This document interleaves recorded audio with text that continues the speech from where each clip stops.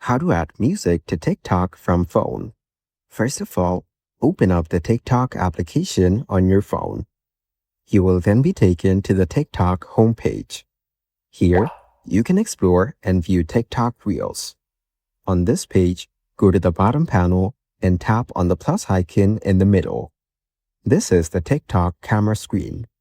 Here, you can take photos or videos to post on TikTok. Now, go to Media at the bottom right corner.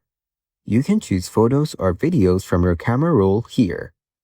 Select the photo you want and then tap on Next at the bottom.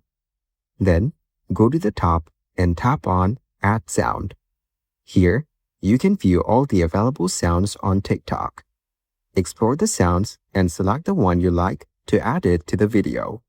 You have now successfully added the music to this photo. Then tap on Next at the bottom. You can also add a caption and manage other settings here. After that, tap on Post at the bottom.